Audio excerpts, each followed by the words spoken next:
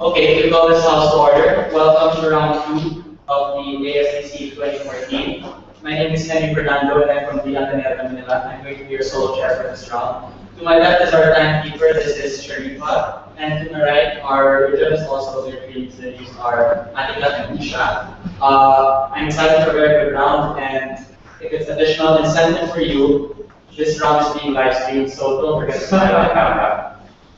Alright, on the government bench, you have a team coming from Southbridge 2, and on the opposition bench, you have a team coming from Chong 1.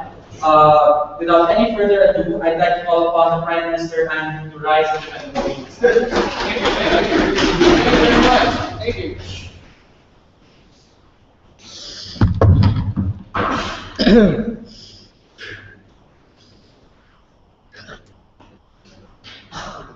Yeah, sorry.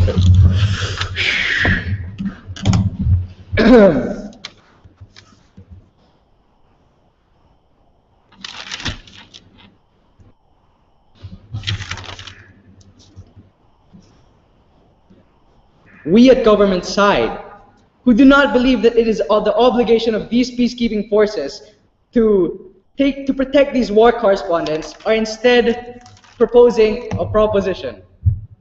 We plan instead to force these media corporations to provide their own security. Now, why is this? Why do we choose this? Why do we consider this the best prop? Firstly, it is not the obligation of the government to provide protection for these journalists. Because let us understand, who are these journalists? These journalists are people who firmly believe in finding out the truth. These people entered these war-torn areas with a complete understanding of what they were going into. They were aware of the risks when they went behind enemy lines. Why? Because these people are putting the truth above their own lives. That is the definition of a journalist. Please, wait a moment. Not to mention, these peacekeepers have their own duties. Let us look at the very word itself, peacekeeper. These peacekeepers their main duty is to ensure peace in all of the land, okay? But what will happen if they prioritize these journalists over the people? Because look at this, these people are hiding behind enemy lines. They know things that no one else does. This puts them at a risk. So what happens when this information leaks out? When the enemy realizes that their security has been compromised, they may resort to violence. Now what happens if these peacekeepers take initiative? Their lives are put at a risk, and their duty may be compromised. This is why we believe it is not the duty of these peacekeepers hired by the government to protect these people. Before I move on to my first arguments, are there any POIs? So it's your argument that these war correspondents take on the risk of their own safety, and that's so why we recommend protection anyways. Worry not, my friend, for my deputy will answer that question. Continuing with my first argument. Namely, we have to understand that these enemy lines are considered territory of the enemy. Therefore, the decision for these journalists to enter these areas are something that the government cannot support. Because we have to understand that the government is the face of the people.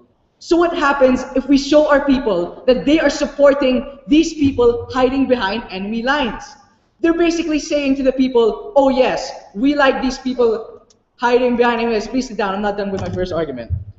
They're showing that they support the actions of these people. And that is not what we want to do in government side, right? Therefore, this is why we believe that it is the absolute responsibility of these media corporations, if they wish to provide protection for their own employees.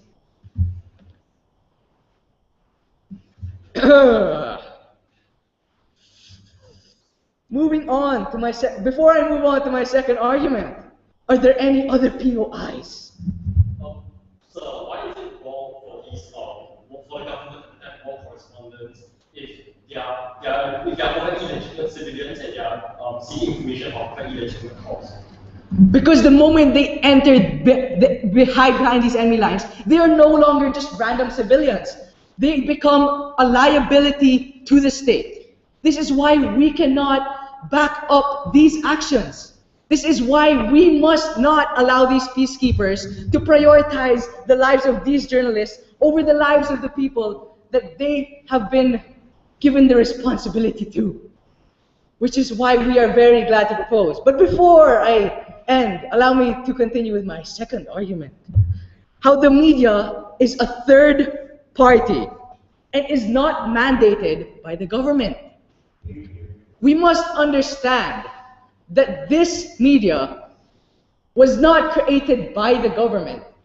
This is simply a third party with their own interests, which is why I must again firmly repeat, it is not the responsibility of the government to protect these people. After my second argument, if you have time. So let us look at what the true responsibility of the government is, right? The government, okay, they were elected by the people because they saw fit that the government, that the people they hired coincided with their own interests. But how do we know if these people agree with the actions of these journalists in the first place? We must understand that, of course, these civilians would prioritize their own health over these journalists. The journalists that could easily falsify their information. These martyrs that crazily prioritize the truth over their own lives. This is why, as the face of the state, we cannot allow the government to show their support for these people who show no care for their lives. We must understand that the state has a face to uphold. Am I not right, Mr. Chair? So moving on to my conclusion, to clearly state why these peacekeeping forces should not be obligated to protect the war correspondents behind enemy lines. To provide some final matter before I conclude, in the Philippines, there exists a guerrilla group, namely the MILF. This is a true story. Now, this news anchor, ABS-CBN, decided to help them and risk the lives of their people. In live TV, it showed them being shot at. Why would we want to present this to the people? Which is why, Mr. Chair, you must agree with the proposition of government side, which is why I am proud to propose. Thank you.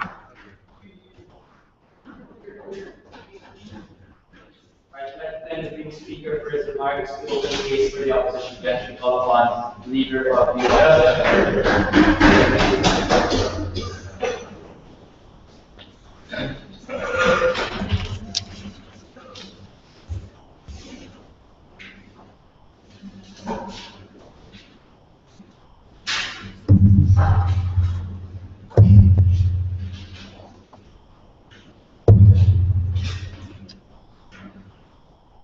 side proposition isn't actually very clear about what they want. They aren't very clear about whether or not these war correspondents are a good thing or a bad thing. It seems as if they don't really support the information they're bringing. They think that the information will be false. Well, we don't think that that's true. We think that there's a very legitimate purpose, and we argue on our side that that the safety of these war correspondents is first of all a principal good, and second of all, the information that they provide is very valuable to the public, and that is why we want that information to be provided.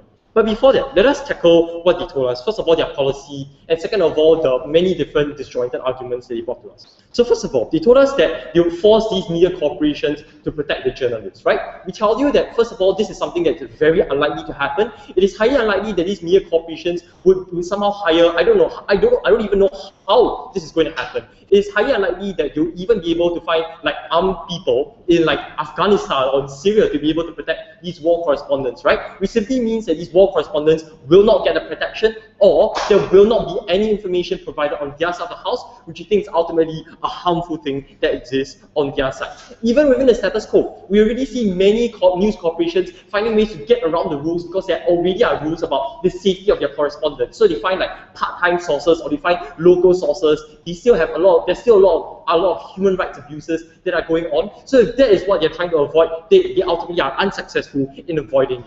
And most importantly, we think that what's most likely to happen at the end of the day is that the information that we so want to see from these war zones will not be provided at the end of the day. What other arguments did they bring to us? They told us, first of all, that they take on the risk and therefore we do not need to protect them. First of all, why then are they still providing protection? But second of all, we say that they take on the risk anyways on either side of the house because there still is a risk of maybe like a stray bullet or whatever. They are entering a danger zone, but that does not necessarily mean that we shouldn't protect them if it is a generally good thing for us to ensure that they are as safe as possible, especially because the information that they provide is very useful. It's very useful, and that is why we think that the protection should still be provided. Next, they told us that these war correspondents are a liability, and therefore we shouldn't be protecting them, right? No. First of all, we tell you that that's kind of truistic. Like, by definition, because they are vulnerable, therefore we'll need to protect them. That's why the protection exists in the first place, right? But second of all, this is an argument that can extend and apply to many other groups of people. So like, civilians are liabilities, medics are liabilities. Are they going to not then protect all of these groups of people, right? We say that clearly that's not what we want to do in this debate. The peacekeeping core exists precisely in order to protect all these civilians, and that's why we say that it is so necessary for them to do that. Then they brought to us the idea that there are third-party interests, without actually explaining to us what these third-party interests are and how they are somehow harmful, right? We say that the interest of these news corporations, and in fact the war correspondents, is to find the truth and to bring that truth to the public, which is why they risk their lives for it. And in order for that interest to be served, we say that that's a public good. There's no reason why simply because it's a third-party interest, it is a bad interest. We instead say that we want to support those interests on our side of the house. Finally, they told us that we are like harming civilians somehow, or like risking the lives of citizens, an argument which simply doesn't make sense. We don't really think that that actually happens. There's no impact on civilians back home except for the loss of information, which we think is a bad thing. So on to my argument for today, right? First of all, on why the safety of war correspondents is a principal good. First of all, we say that these war correspondents are civilians, they are not combatants, and therefore we think that they should be protected, right? Unlike other combatants who are putting their lives on the line because they are willing to sacrifice their lives in order to fight against the enemy, right? We recognize the value of the lives of civilians, such as like whenever a civilian is captured. So like a war reporter might be kidnapped by an enemy group or by a terrorist group, and we always make the effort to go and rescue that person, right? This is the way in which we see that these lives are very important. We value the safety of these civilians, and as such, we think that this is a principle that needs to apply to these war correspondents. We want to protect their safety because they're civilians, because it's a good thing to protect them. We say that the peacekeeping forces are especially relevant in serving this purpose because they are comparatively neutral and comparatively impartial as compared to other national forces from various nations, right? And therefore, they are the best suited ones to carry out the protection of civilians, especially since there's a good involved in this. What is this good? Which is what I'm going to move on to right now, right? I'm going to explain to you why this information is ultimately so important. First of all, we say that this information is so necessary because it is directly involved in the war effort. It is directly involved in the maintaining of peace in these areas. How so? First of all, in terms of things such as like providing information to the voters back home, to citizens back home, to understand how the war effort is going, to understand things like whether or not chemical weapons are being used, whether or not these are kinds of violations that we want to send our troops into, whether or not I want my brothers and or fathers to die for such a cause. These are the kinds of things which we think voters and civilians back home who are funding the war effort, who are sacrificing their lives for the war effort, ultimately need to know, right? They need to know how this effort is going, whether or not it's being properly managed, and these are the kinds of information which can generally be far better provided only when we have got war correspondents there on the ground, reporting on what's actually happening on the ground, reporting on the status of how the operations is going, whether or not it's achieving its goals, and that's how we think that the public will be better informed in that instance. We also think that it's important in order for us to know about things such as war atrocities, or for us in order to know about the status of these areas, in order that refugees might know whether or not what it is like back home, right? So for instance, the Syrian refugees would then know about whether or not what the situation is like back home in Syria, and better then be able to know whether or not they want to move back or how they actually want to deal with that situation. Why is it so relevant for the peacekeeping troops to ultimately deal with all of this, right? Because the objective of the peacekeeping troops is ultimately to maintain peace, to serve these goals, right? And therefore we say that ultimately, in order to best serve these interests of peace, the public back home, or like the refugees or other groups, need to know what's actually happening on the ground. And when this information is then provided, only then can we best ensure that the peacekeeping troops are maintaining peace. Only then can the public be informed about whether or not we should be involved further in such a conflict and better understand the conflict, right? So that we can best hold the government to account, especially when the government might not actually be acting in the most responsible manner. For all these reasons, I'm very proud to oppose.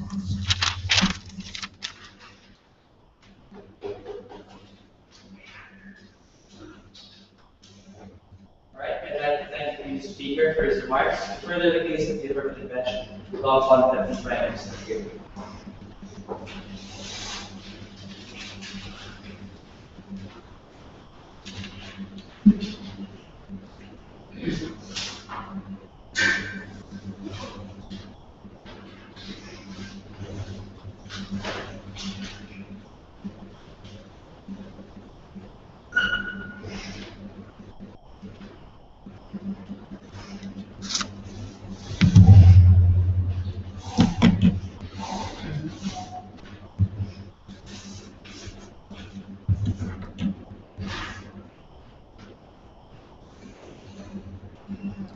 Mr. Chair, the reason why government bench should not raise the point in the previous speaker's speech is simply because this previous speaker is talking to you about altruistic arguments, which also apply for our side, right? Because at the end of the day, coming from the first speaker, we told you that number one, information is something that's necessary, and number two, that the media is a third-party organization not regulated by the government, right? Because let us examine this. Coming from our side, it is clear what we stand for and we do not stand for, right? It is clear that we stand for the information that these journalists get, and this is why we have this kind of proposition, right? However, let us also examine what we don't stand for. What we don't stand for is simply the fact that the government is risking lives of these peacekeepers in order to protect these kinds of journalists, right? Because my previous speaker already talked to you about the reasons why these journalists go and why it is important for these journalists to go, right? Because let us also examine my first speaker's argument, which of course opposition side fails to even challenge at the end of the day, right? Because coming from the first speaker, we already told you how we're gonna force these companies in order to provide their own security, right? And in status quo, there are certain private military companies that provide security to these people, right? If you're actually going to question the feasibility of instead of actually challenging our main points, right? This is something that's very coward coming from you guys. Now let's move on to my rebuttals, right? Now government comes up here and tells us that the information that is necessary, this information is something that's good and something that's necessary, but what they say is that we're gonna still sacrifice some of these peacekeepers' lives for them, right? In case that things go ugly. However, coming from our side, we have responses to this. Number one, in status quo, people are allowed to smoke. What exactly is the relation to this, right? People are allowed to hurt themselves and to hurt just themselves, right? Such as smoking. This is why the government allows such actions. And this is why also things like suicide aren't illegal, right? Because at the end of the day, we in the government side believe that number one, these people have their own right to life, and that they should have the control to this. But however, we do not feel that it is simply justified that these peacekeepers have to die for these journalists, right? Because at the end of the day, these corporations know what risks they're taking, and that we tell you at the end of the day, they will still take these risks. Because at the end of the day, we tell you that they need to provide their own protection. Because number one, we have to clarify that what they're doing is something of a risk. Because in the Philippines, there is a media company called the ABS-CBN who just regularly interviews the Moro Islamic Liberation Front in normal days, right? This is something we do not want to forward, right? Because number one, the things we want to forward are number one, we want to send a message that this is something that's very important and this is something that you cannot just do every day, right? Because what happens when these corporations have to provide their own security? Number one, they will have to know that this is something that's commensurate, and this is something that's commensurate, and this is something that is very important and something that must be upheld at the end of the day, right? And before I move on to my arguments, yes. Our point is that because of the huge risk of human rights violations, or because of the huge cost of protecting these journalists won't in fact even go in the first place under these media corporations, and therefore they won't get information. Mr. Chair, I do not believe anyone would just go into some land to just die, right? We tell you, coming from our side, these journalists have purposes. These journalists have a drive to get this information, even if it is necessary for them to risk their lives, right? And this is something we already forward at the end of the day. This is also the reason why we want them to provide their own security, right? Because let us examine this.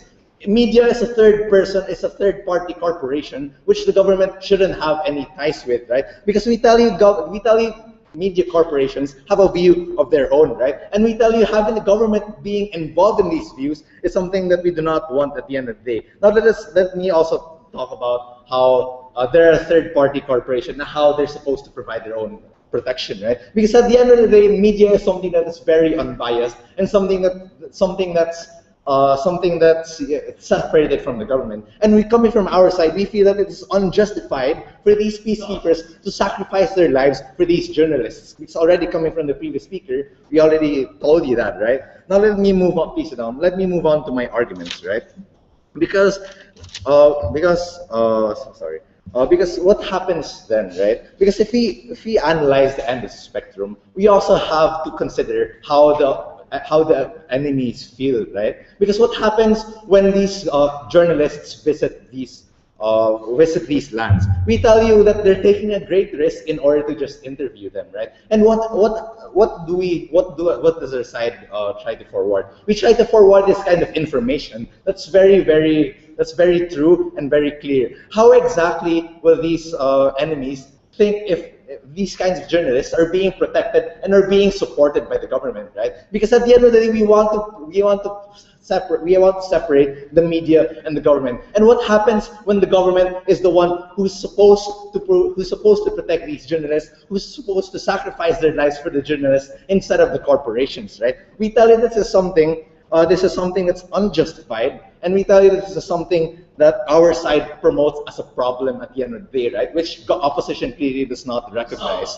Because that is also, in the second point of analysis, we are also sending the message that these media personnel are supposed to be the ones taking this risk, right? Because let's examine this risk. Because what opposition tries to bring you is that they're not going to take the risks because they feel it's too risky, right? However, there are two responses to our side to that, right? Because two responses, right? First being that these journalists are protected by these military corporations, these private military corporations, or whatever kind of security these corporations are going for, right?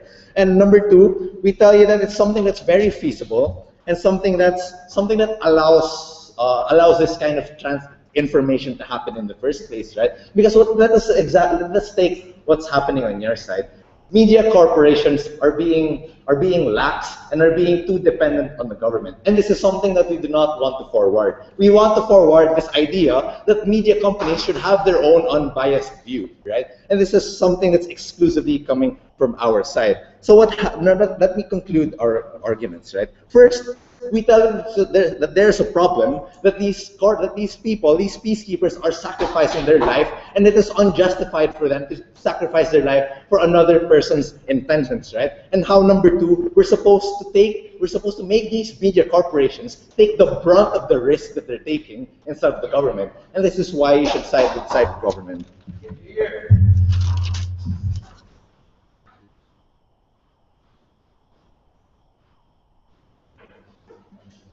Let the previous speaker for his remarks. Further the case, the negative potential of possessing the early opposition plan.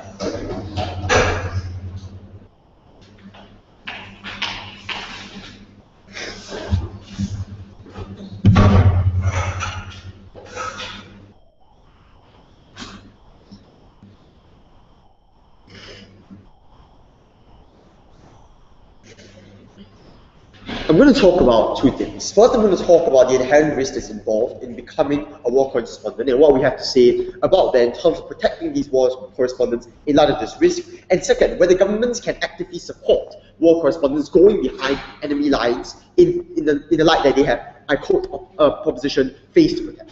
So the first argument, the first idea about risk, right? So they followed essentially two arguments. The first idea was that these war correspondents take up risk on their own accord, and therefore they need not be protected, or therefore they should be able to have this own risk, or be able to take up this risk and incur the risk if they choose to do so.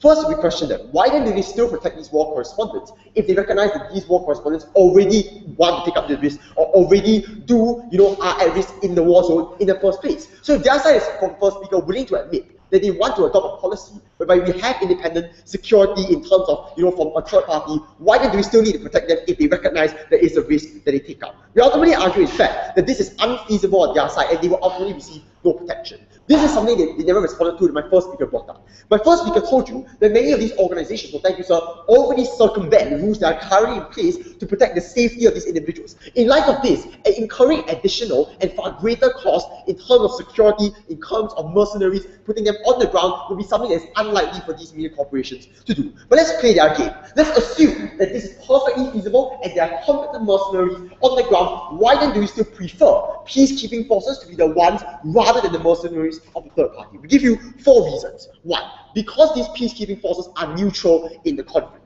Why? Because peacekeeping forces have no intention whatsoever to fight for a certain body. Their greatest intention, as set out in the first speaker that they never responded to, was to go ahead and to protect the peace in the area, to not have to side or not engage in conflict. They are a non-aggression body that's meant to ensure a peaceful region. They create safe zones in war areas. They create safe zones that are neutral. They allow anyone, any civilian from either side to hide in and seek shelter. That's why we think it's preferable, well, thank you, sir, as compared to individuals who are out there to be aggressive, individuals like the mercenaries they're going to hire on their side. Second reason, peacekeeping forces can give medical help like other individuals cannot. They are trained in providing this help already to civilians. We think this can be easily extended to the people on the ground, rather than just have a lot of armies, a lot of mercenaries behind you shooting at the enemy. We don't think that provides any positive benefit in terms of protection. Third, that they deter aggression, and this links to the fourth idea that there is a weight of authority. Why? Because peacekeeping forces are generally sent not by any organization whatsoever. They're usually associated with the United Nations, for instance, which do send peacekeeping forces to conflicts like in Bosnia, like in Herzegovina, and we think that it is this weight of authority that is behind these peacekeeping forces that ultimately makes them far more effective in terms of protecting these individuals, because it deters aggression. When the enemy sees this is a neutral peacekeeping force sent by the UN, they are far less likely to attack than when they see mercenaries fighting on their own accord against them. We think that is the reason why peacekeeping forces are ultimately better, even if we give them the benefit of the doubt that their side would be feasible. Before I move on to show you further why they don't take this space, go ahead. Is opposition going to concede to the fact that these correspondents are in fact detrimental to the duties of the peacekeepers? No, we don't think that they are detrimental to the duties of peacekeepers. And I'm going to be talking about this later in terms of liability, and I'll flag it out for them. But moving on, we recognize on our side that there is risk risk as well, right? There's inherent risk in terms of these peacekeeping forces. So their entire argument about how the job is only valuable if there is risk existent or there's no risk existent applies to both sides either way. So I don't think there's an argument that stands independently of the position. But let me extend this idea and talk about the duty of the state and what it extends to.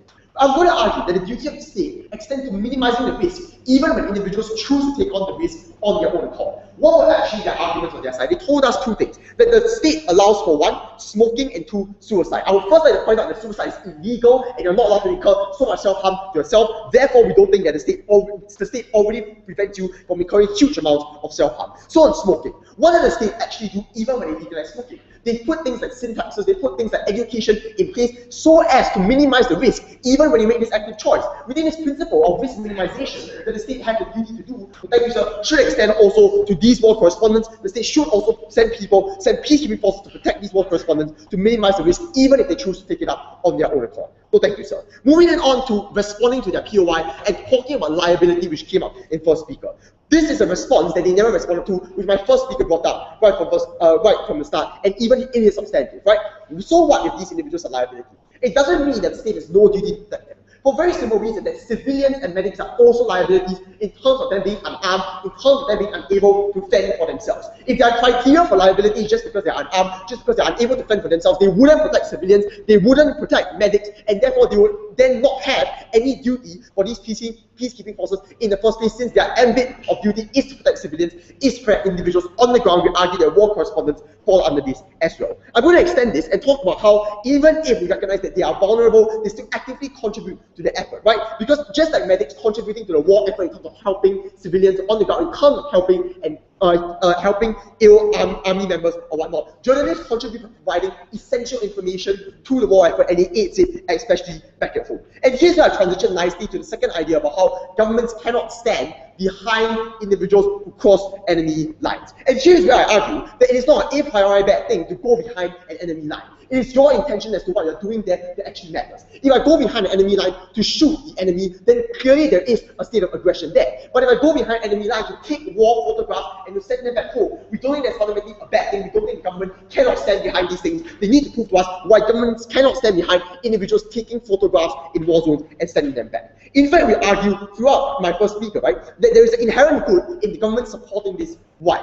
Two reasons. First, that we capture war atrocities and allow governments to respond to these war atrocities. We think that is fundamentally important insofar as there are human rights abuses on the ground, insofar as governments don't want chemical strikes, chemical attacks. Governments can respond to this only when these war atrocities are shown to these individuals. And second, that people are able to appreciate the situation on the ground and make decisions whether their fathers and brothers should go to war. But arguably, the risk calculation on their side was that they are only going to conduct interviews. That is above and beyond what is the scope of a war correspondent. War correspondents go on the ground to take photographs to break the veil of words the government imposed on individuals, to show the people this is what is actually happening, to show the people the true extent and the horrors of war. They ultimately think is something that other individuals cannot do. This is a value in and of itself in keeping people informed, in allowing people to understand the war effort, in allowing people to fight behind politics. And now I'll move on, right, to the very final idea that it also spurs and helps political action. Insofar as war photography and war journalism ultimately captures the true situation on the ground, that is the best way to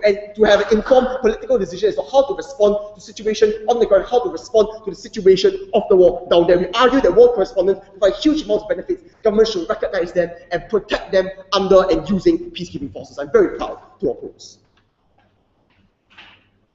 I'd like to thank the speaker for his remarks. To those of constructive speeches for the government benefit, I think a lot of the government benefit.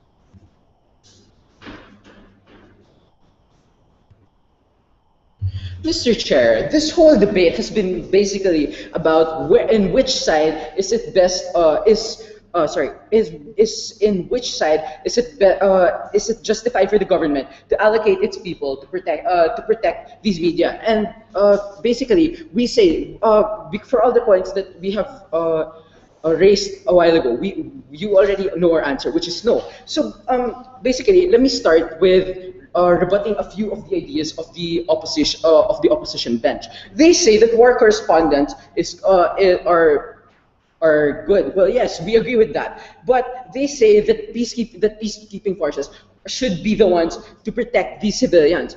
Now, they say this is because they say this is to minimize risk. But isn't that what we're doing on our side? What we're doing on our side is minimizing risk. We're reducing the risk that a conflict could break out. That a conflict could break out. That these resources, these weapons you send out there, and we reduce the risk of them being destroyed, being killed. And we do this on our side because this is the reason why the reason why this is so is because peacekeeping forces are still allied with the government at the end of the day. They still have the They still have their job is still to keep the peace and forward the government's goal in conflicts. Meaning, their job is to for example, go against the enemy when it's deemed necessary. So this still creates. So you still see the fact that these people still have the potential to be a source of conflict. You still see the fact. That by putting these peacekeeping forces, you're not minimizing risk. By putting these peacekeeping forces with the media, you're not minimizing risk at all. If anything, you're just making the risk bigger that the conflict could break out. And yes, before I move on. The likelihood of individuals to attack a UN peacekeeping force is far less than that of attacking an independent security or mercenary combat. Would you? No, I do not. No, I do not agree with that. Because first of all, these two sides are opposing sides in the conflict. These mercenaries are third-party people. These mercenaries are a third-party force that belong to the media. Therefore, they do not have any say in the conflict. All they're there to do is to protect the people, is to provide a sense of protection for the people who are recording this whole conflict and broadcasting it. They're not a part of either side of the conflict. All they're doing is protecting the people who are there to report the conflict. Okay, so continuing with my rebuttal. So continuing with my rebutting of the opposition side, of the opposition bench. They say that the public needs to know. They say that they have. Sorry. Moving on to my first issue. Where exactly is the idea of information more upheld? Well, and obviously it's in our side because as my previous speakers already stated, by providing these peacekeeping forces, you're giving a sense of bias towards these soldiers because of the fact that they're deemed the protector, quote unquote, of these people. So you have a sense that these people are the good guys instead of the enemy being the good guys. But the media's job in this whole thing, is to remain neutral. It's not to take sides. It's just to report what's happening in the war, what's going on. But on their side, what they're doing is actually providing bias towards each side. Unlike on what exists on our side, wherein we have a third part, wherein this does not happen because as my previous speakers stated already, there's a third party. There's a third-party force protecting them. Okay, so they and also during this whole debate, they have never responded to my side's idea of separation of state and media. They haven't responded at all to this idea. All they've done is debate about minimizing risks concerning these peacekeeping forces and whatnot. they haven't rebutted the idea of separation between media and between media and the state, which is basic, which as I just previously stated earlier, is because, as my previous speaker stated earlier, is because of the fact that these people are there.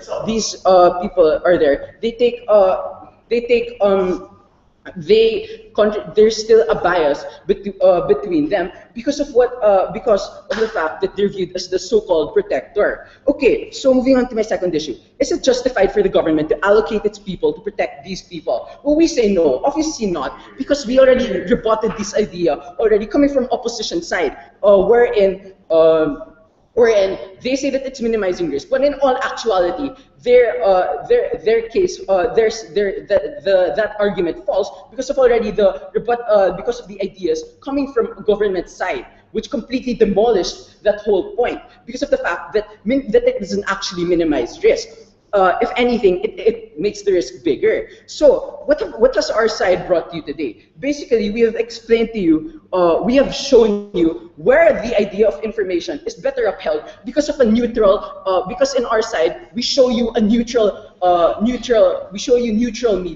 We show you a media free from bias. We show you a media where these people can report the facts as facts and not as opinion to the public. And we also showed you why it's better to have a third party PMC which can do everything that a peacekeeping force does without the bias and without the conflict, without the pre-bias from the conflict in the equation. So, which is why, if you want a better media, and if you want government resources not to be wasted on this, you would side with government side. Thank you, Speaker, for his remarks. Closing the seven speeches round on the negative way.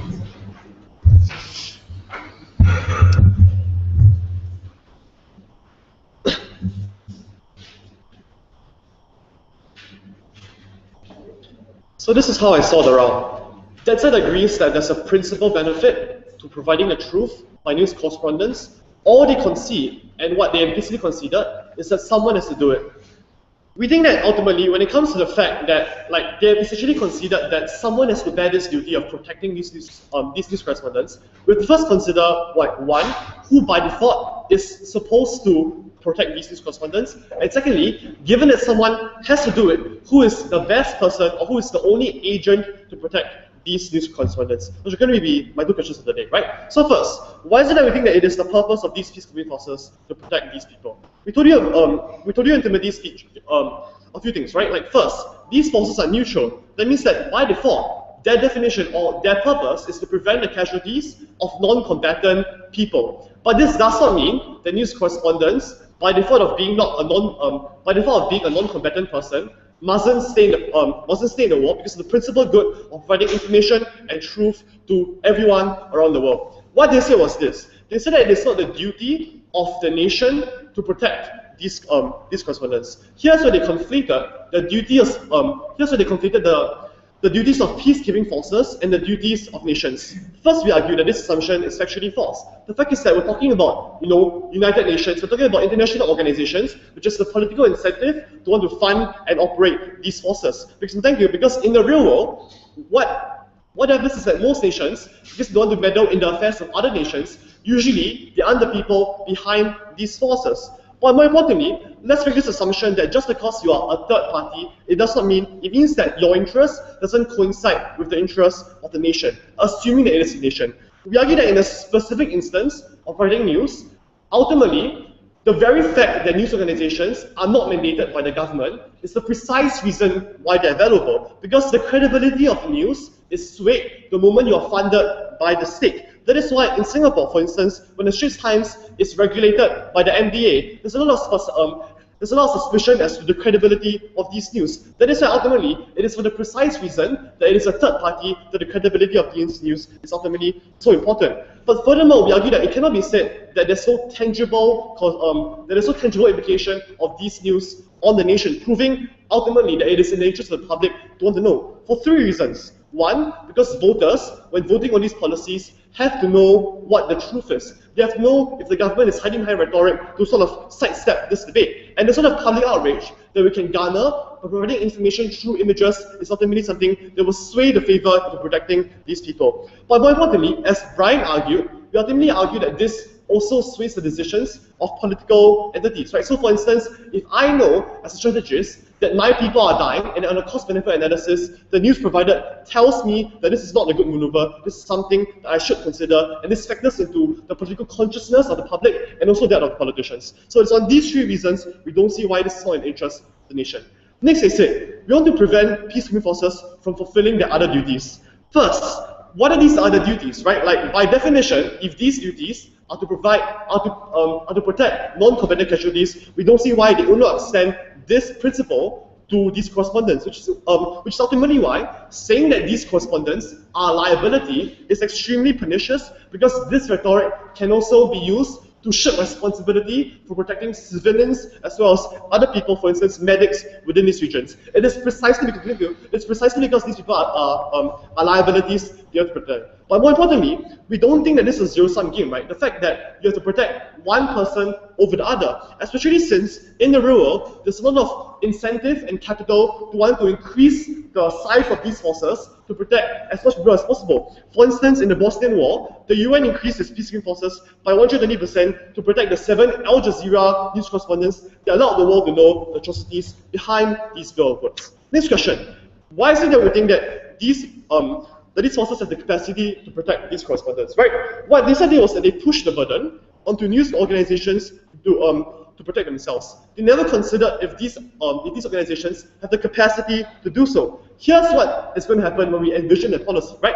In the status quo, because these organizations now have to spend millions of dollars buying arms, training their correspondents to simultaneously video cam an atrocity and at the same time protect themselves and carry a handgun. On a cost-benefit analysis, they rather shy away from reporting on these wars. And here's where the principal good of providing the truth to the public is lost, something we don't think is very good for your side of the house. So ultimately, when you envision a policy, the sort of positive competition that can only come about when news organizations can safely say that you as an employee can go there and provide me with the best information possible is ultimately lost, because preemptively these organizations will shy away with thank you whatsoever from positive reporting on these atrocities. But more importantly, there's this issue about how this becomes a source of conflict, right? Because they wanted to say that in the eyes of the enemies, these organizations or these correspondents are part of the enemy.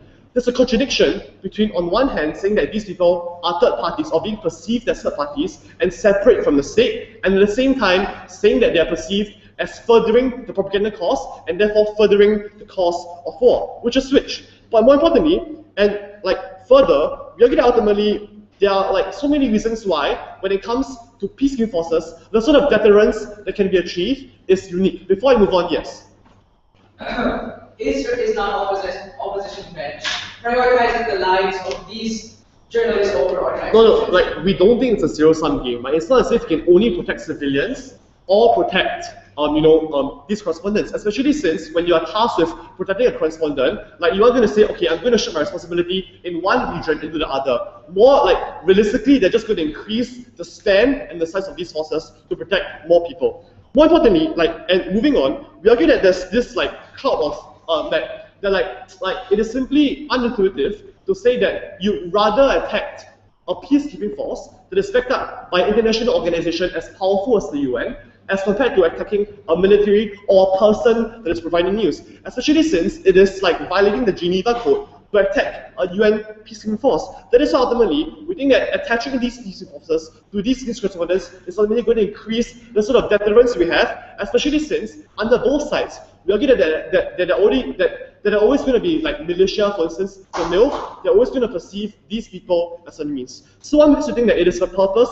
of these forces to protect these correspondents, and secondly, because they consider someone needs to do it, and these people and these agents are the best agents to do this motion must stand.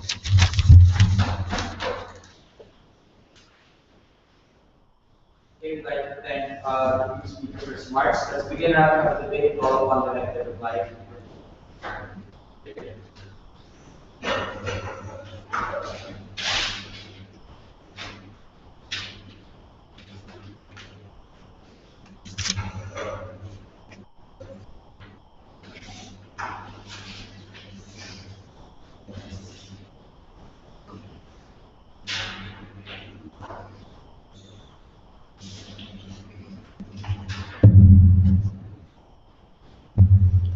So let us take a look at the main arguments that were forwarded by proposition for why they do not want these correspondents to be protected, see why they do not stand in this debate, and finally examine the public good that we brought to you on our side of the house. So first of all, they told us that these correspondents take on a risk. It is their individual choice to go in, and therefore we do not need to protect them, so be it.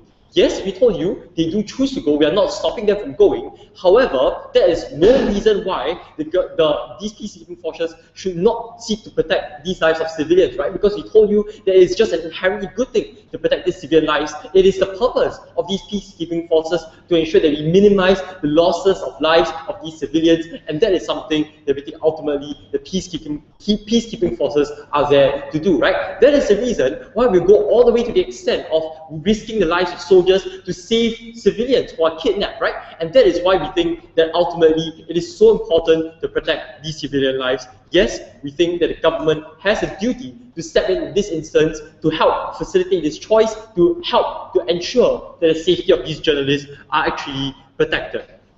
We see that on the other side of the house, they further consider that in fact, yes, it might be their individual choice, but we still want protection. We still want protection for these civilians, right? A fundamental concession to our principle, and in fact something that won't actually happen or materialize on the other side of the house, because news corporations aren't going to fork out that effort and make that effort simply in order to protect war correspondents who might at the end of the day still die anyways. Second, they brought to us the idea that there will be a huge liability on these peacekeeping forces. They are risking the lives of these peacekeeping forces, which exist like either ways, right? Whenever you have got war correspondents going in, whenever you have got peacekeeping forces going in. We told you that this is an irrefutable fact, and therefore the reality here is that yes, we do want that is the entire purpose of these peacekeeping forces, right? We do want them to protect and risk their lives in order to protect civilians. That is what they exist to do in the first place. That is why we have got peacekeeping forces for protecting any other civilian or medics, right? Because that's the entire purpose which they, on their side, would simply negate. The entire principle that they negate on their side of the house. Third, they brought to us the entire idea that there are some third-party interests of the media, and therefore they should not be protected on our side of the house. Never really explained to us how that works, right? We told you that these news correspondents risk their lives to bring the truth to the public, right? To bring information, be it about MILF or whatever, to the public. And that is something that is a public good. That is something that ultimately is beneficial in helping the public to make decisions about whether or not what the situation is like there in Bosnia or the war zone, and making decisions about whether or not the operation is actually proceeding smoothly, holding the government accountable for whatever it says is going on with their soldiers, with their money that is being put in there, right? Arguments that we forwarded down the bench, not dealt with by the other side of the house. There's a clear public good here, there's a clear public interest. We do not think a third-party interest really happens on their side. Then they also extended this to the entire idea that these news corporations will falsify information for some reason, or that the information will be biased, right? Never actually providing us any reason why, like, news correspondents might be providing biased information, like, say, I don't know, in some particular civil war in the Middle East or whatever, right? We ultimately say that even if there's some bias, we still want that information to happen, to come through at the end of the day. We still want reporting or MILF or any other organization that's happening there.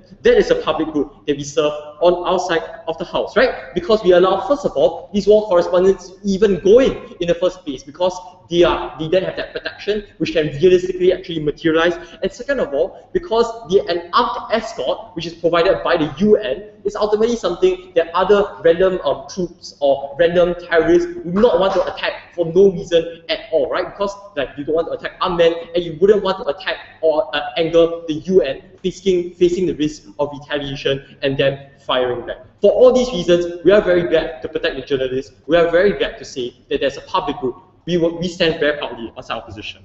Thank you, THBT, and the rest of the bench for their case. To close the affirmative case and to close round 2, we call upon the government line.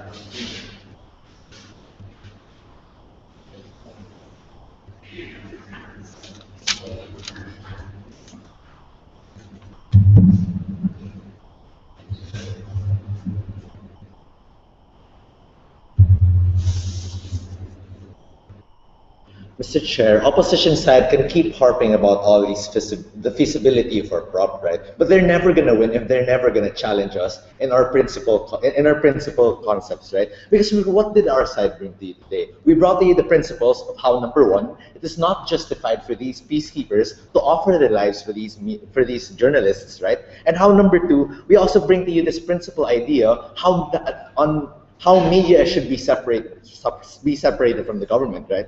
Because what happens in opposition case, right? And all three speakers, they keep harping on how our prop will never work. Our prop will never work because of certain reasons, right? However, if coming from our side, if you're never gonna clash with these principal concepts, you will never win. Because what did opposition bring you in this debate, right? They brought you this idea that these peacekeepers won't be targeted and all these fringe harms that they try bringing you today, right? But whenever what exactly is their response to our principles? None, right? They didn't even forward a single principle to you at the end of the day. And even if they say that they argued solely based on pragmatic effects, we tell you we still win in that count, right? Because let us talk about the pragmatic effects that were discussed in this debate.